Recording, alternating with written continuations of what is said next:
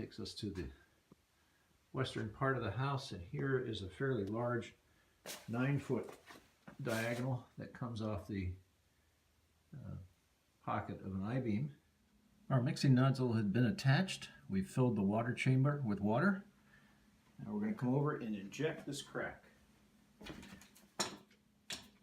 Make sure that the two materials are mixing correctly. And then we place the nozzle in the crack and begin the injection. We'll continue until we either get resistance or we see the polyurethane coming out of the second port. And we begin to see the polyurethane in the second port. So we'll cap the first one and move over here. Two, and continue to move on.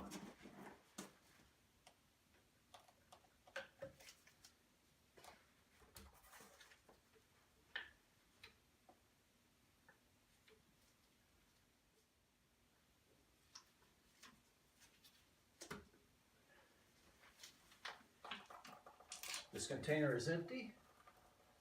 We'll cap this port.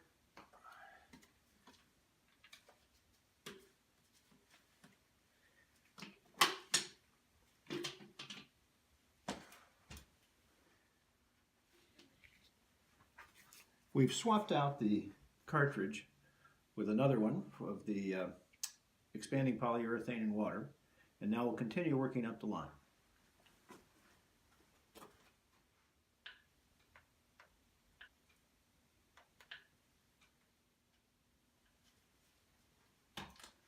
And we see the expanding polyurethane in the upper port. Now we'll continue. We have 2 ports left.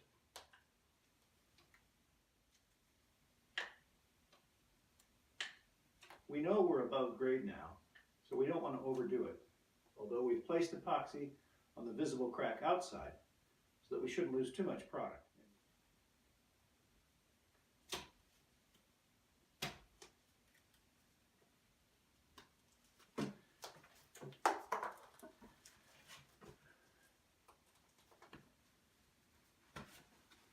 And that's it.